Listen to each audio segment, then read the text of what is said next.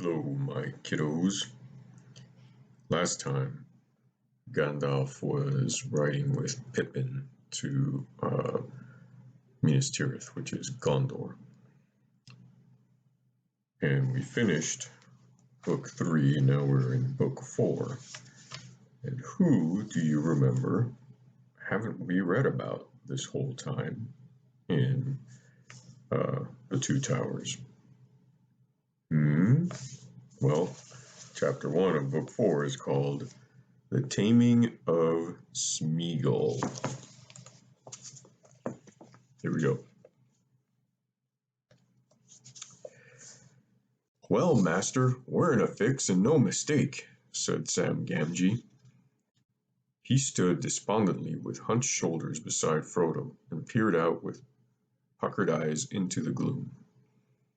It was the third evening since they had fled from the company, as far as they could tell. They had almost lost count of the hours during which they had climbed and labored among the barren slopes and stones of the Emyn Muil, sometimes retracing their steps because they could find no way forward, sometimes discovering that they had wandered in a circle back to where they had been hours before. Yet on the whole, they had worked steadily eastward, keeping as near as they could find the way to the outer edge of this strange twisted knot of hills. But always they found its outward faces sheer, high, and impassable, frowning over the plain below. Beyond its tumbled skirts lay livid, festering marshes, where nothing moved and not even a bird was to be seen. The hobbits stood now on the brink of a tall cliff, bare and bleak, its feet wrapped in mist, and behind them rose the broken highlands, crowned with drifting cloud. A chill wind blew from the east. Night was gathering over the shapeless lands before them. The sickly green of them was fading to a sullen brown. Far away to the right of the Anduin, that had gleamed fitfully in sunbreaks during the day, was now hidden in shadow. But their eyes did not look beyond the river back to Gondor, to their friends, to the lands of men. South and east they stared to where, at the edge of the coming night, the dark line hung, the distant mountains of motionless smoke. Every now and again, a tiny red gleam far away flickered upwards in the rim of earth and sky. What a fix, said Sam. That's the one place in all the lands we've ever heard of that we don't want to see any closer, and that's the one place we're trying to get to. And that's just where we can't get nohow. We'd come the wrong way altogether, seemingly. We can't get down, and if we did get down, we'd find all that green land nasty bog, I'll warrant. Phew, can you smell it? He sniffed at the wind. Yes, I can smell it, said Frodo, but he did not move, and his eyes remained fixed, staring out towards the dark line and the flickering flame. Mordor, he muttered under his breath. If I must go there, I wish I could come there quickly and make an end. He shuddered. The wind was chilly and yet heavy with an odor of cold decay. Well, he said, at last withdrawing his eyes, we cannot stay here all night, fix or no fix. We must find a more sheltered spot and camp once more, and perhaps another day will show us a path. Or another, and another, and another, muttered Sam. Or maybe no day. We've come the wrong way. I wonder, said Frodo. It's my doom, I think, to go to that shadow yonder, so that a way will be found. But will good or evil show it to me? What hope we had was in speed. Delay plays into the enemy's hands, and here I am, delayed. Is it the will of the Dark Tower that steers us? All my choices have proved ill. I should have left the company long before, and come down from the north, east of the river, and of the Emyn Muil, and so over the heart of Battle Plain to the passes of Mordor. But now it isn't possible for you and me alone to find a way back, and the orcs are prowling on the east bank. Every day that passes is a precious day lost. I am tired, Sam. I don't know what is to be done. What food have we got left? Only those, what do you call them? Lembas, Mr. Frodo. A fair supply, but they are better than not by a long bite. I never I never thought, though, when I first set tooth in them, that I should ever come to wish for a change. But I do now. A bit of plain bread and a mug, aye, half a mug, of beer would go down proper. I've lugged my cooking gear all the way from the last camp, and what use has it been? Not to make a fire with for a start, and not to cook, not even grass. They turned away and went down into a stony hollow. The westering sun was caught into clouds, and night came swiftly. They slept as well as they could for the cold, turn and turn about in a nook among great jagged pinnacles of weathered rock. At least they were sheltered from the easterly wind. "Did you see them again, Mr. Frodo?" asked Sam as they sat stiff and chilled, munching wafers of lembas in the cold gray early morning. "No," said Frodo. "I've heard nothing and seen nothing for 2 nights now." "Nor me," said Sam. "Grr, those eyes did give me a turn. But perhaps we've shaken him off at last, the miserable slinker. Gollum! I'll give him Gollum in his throat if I ever get my hands in his neck." "I hope you'll never need to," said Frodo. "I don't know how he followed us, but it may be that he's lost us again, as you say. In this dry, bleak land we can't leave many footprints, nor much scent, even for his snuffling nose." "I hope that's the way of it," said Sam. "I wish we could be rid of him for good." "So do I," said Frodo, "but he's not my chief trouble. I wish we could get away from these hills. I hate them. I feel all naked on the east side, stuck up here with nothing but the dead flats between me and that shadow yonder. There's an eye in it. Come on, we've got to get down today somehow." But that day wore on, and when afternoon faded towards evening they were still scrambling along the ridge and had found no way of escape. Sometimes in the silence of that barren country, they fancied that they heard faint sounds behind them, a stone falling, or the imagined step of flapping feet on the rock.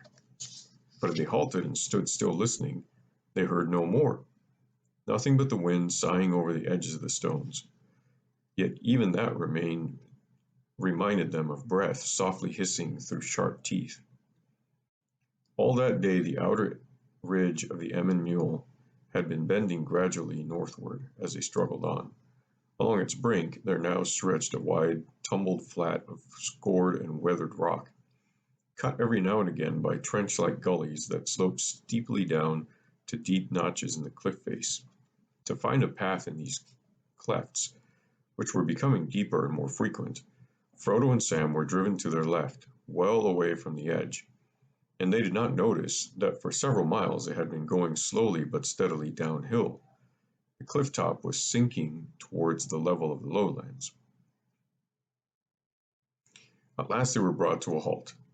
The ridge took a sharper bend northward and was gashed by a deeper ravine. On the further side it reared up again, many fathoms at a single leap. A great gray cliff loomed before them, cut sheer down as if by a knife stroke. They could go no further forwards, and must turn now either west or east, but west would lead them only into more labor and delay. Back towards the heart of the hills, east would take them to the outer precipice. "There's nothing for it but to scramble down this gully, Sam," said Frodo. "Let's see what it leads to." "A nasty drop, I'll bet," said Sam. The cleft was longer and deeper than it seemed. Some way down they found a few gnarled and stunted trees, the first they had seen for days, twisted birch for the most part. with here and there a fir tree.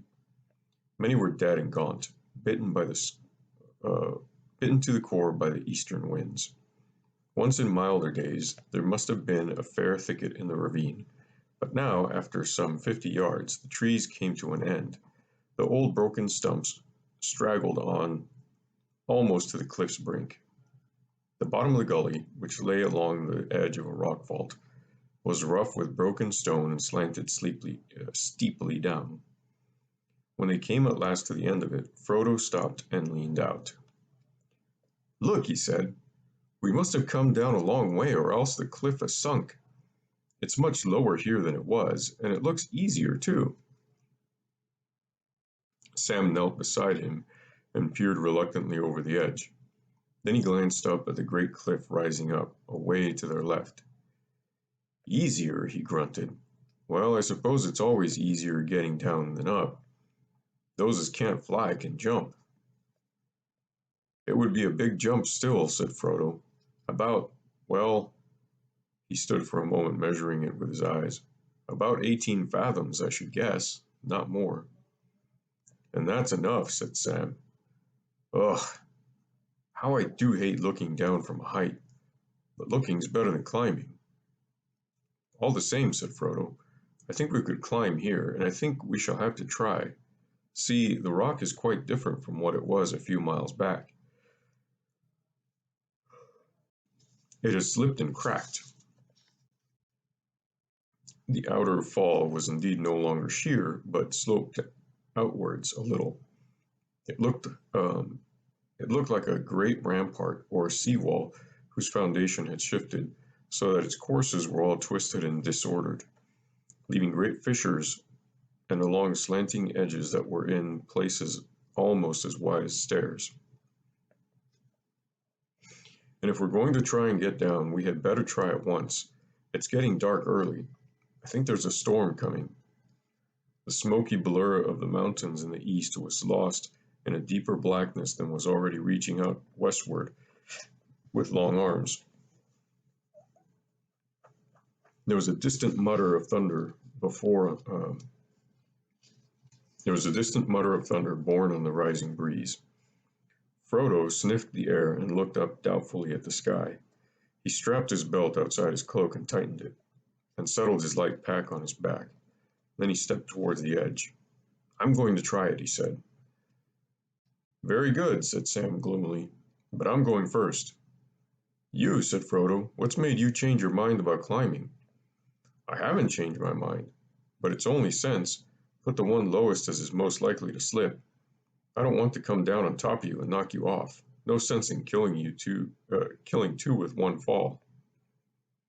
Before Frodo could stop him, he sat down, swung his legs over the brink, and twisted round, scrabbling with his toes for a foothold. It is doubtful if he ever did anything braver in cold blood, or more unwise. "No, no, Sam, you old ass," said Frodo. "You'll kill yourself for certain going over like that without even a look to see what to make for. Come back." He took Sam under the armpits and hauled him up again. "Now wait a bit and be patient," he said. Then he lay on the ground, leaning out and looking down, but the light seemed to be fading quickly, although the sun had not yet set. "I think we could manage this," he said presently. "I think I could at any rate, and you could too if you kept your head and followed me carefully." "I don't know how you can be so sure," said Sam. "Why, you can't see the bottom in this light, and what if you comes to a place where there's nowhere to put your feet or your hands?" "Climb back, I suppose," said Frodo. "Easy said," objected Sam. "Better wait till morning and more light." "No, not if I can help it," said Frodo with a sudden strange vehemence. "I grudge every hour, every minute. I'm going down to try it out. Don't you follow till I come back or call." Gripping the stony lip of the fall with his fingers, he let himself gently down until, when his arms were almost at full stretch, his toes found a ledge. "One step down," he said, "and this ledge broadens out to the right. I could stand here without a hold. I'll—" His words were cut short. The hurrying darkness, now gathering great speed, rushed up from the east and swallowed the sky. There was a dry, splitting crack of thunder right overhead. Searing lightning smote down into the hills. Then came a blast of savage wind, and with it, mingling with its roar, there came a high, shrill shriek. The hobbits had heard such a cry far away in the marsh as they fled from the Hobbiton, and even there in the woods of the Shire it had frozen their blood. Out here in the waste this terror was far greater. It pierced them with cold blades of horror and despair, stopping heart and breath. Sam fell flat on his face. Involuntarily, Frodo loosed his hold and put his hands over his head and ears. He swayed, slipped, and slithered downwards with a wailing cry. Sam heard him and crawled with an effort to the edge. "Master! Master!" he called. "Master!" He heard no answer. He found he was shaking all over, but he gathered his breath, and once again he shouted, "Master!" The wind seemed to blow his voice back into his throat, but as it passed, roaring up the gully and away over the hills, a faint answering cry came to his ears. All right, I'm here, but I can't see." Frodo was calling with a weak voice. He was not actually very far away. He had slid down, not fallen, and had come up with a jolt to his feet on a wider ledge not many yards lower down. Fortunately, the rock face at this point leaned well back, and the wind had pressed him against the cliff so that he had not toppled over. He steadied himself a little, laying his face against the cold stone, feeling his heart pounding. But either the darkness had grown complete, or else his eyes had lost their sight. All was black about him. He wondered if he had been struck blind. He took a deep breath. Come back, he heard Sam's voice out on the blackness above. "I can't," he said. "I can't see. I can't find any hold. I can't move yet." "What can I do, Mr. Frodo? What can I do?" shouted Sam, leaning out dangerously far. Why could not his master see? It was dim, certainly, but not as dark as all that. He could see Frodo below him, a gray forlorn figure splayed against the cliff, but he was far out of reach of any helping hand.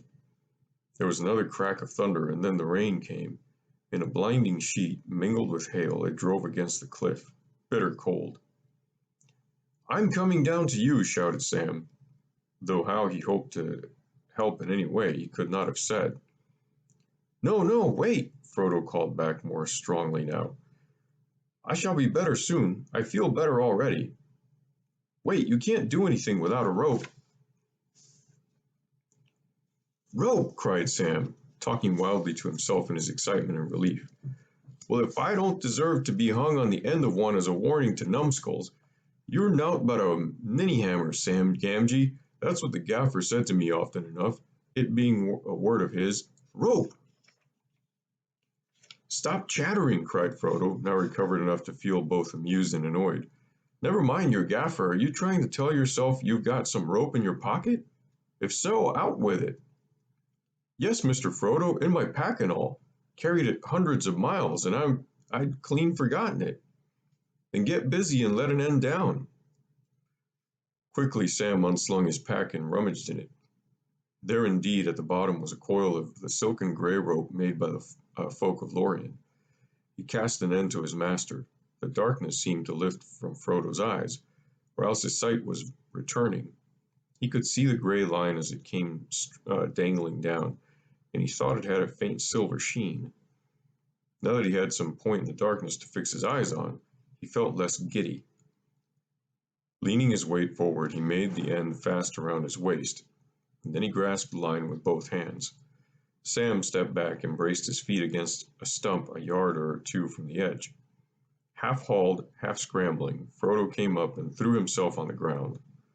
Thunder growled and rumbled in the distance, and the rain was still falling heavily. The hobbits crawled away back into the gully, but they did not find much shelter there. Rills of water began to run down. Soon they grew to a spate that splashed and fumed on the stones, and spouted out over the cliff like the gutters of a vast roof.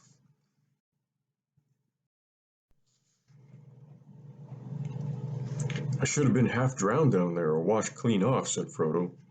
What a piece of luck you had that rope. Better luck if I'd thought of it sooner, said Sam.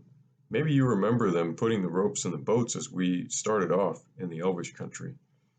I took a fancy to it, and I stowed a coil in my pack. Years ago, it seems. It may be a help in many needs, he said. Haldir, or one of those folk, and he spoke right.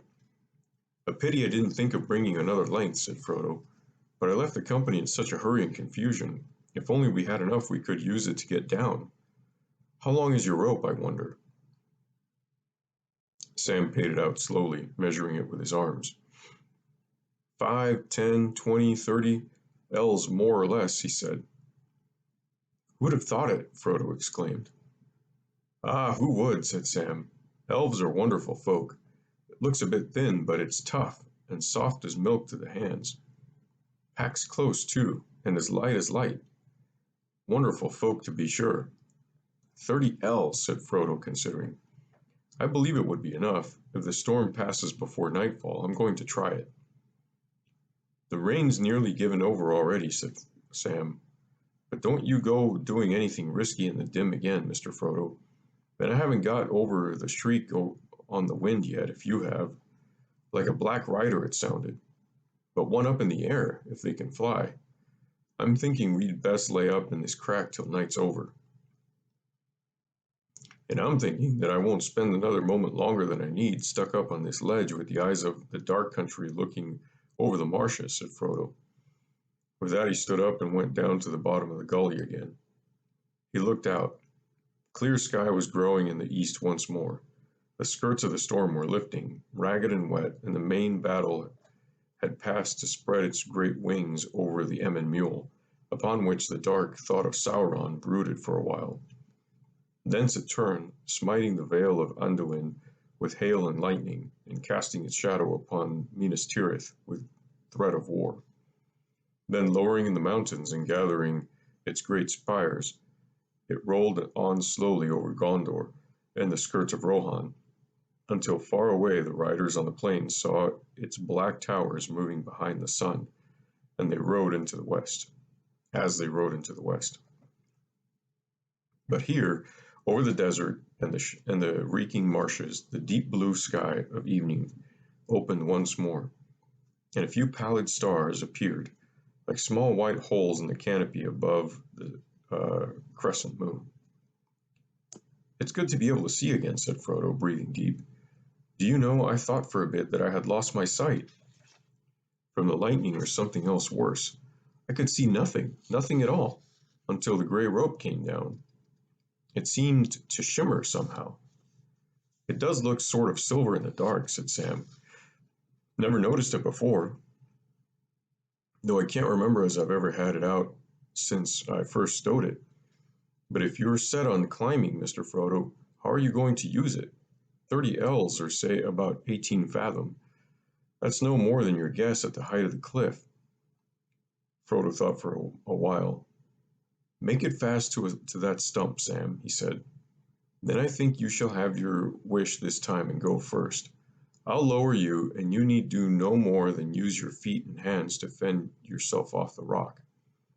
Though if you put your weight on some of the ledges and give me a rest, it will help. When you're down, I'll follow. I feel quite myself again now. Very well, said Sam heavily. If it must be, let's get it over. He took up the rope and made it fast over the stump nearest to the brink. Then the other end he tied around his own waist. Reluctantly, he turned and prepared to go over the edge a second time. That's where we end tonight, kiddos. I love you always and forever, no matter what.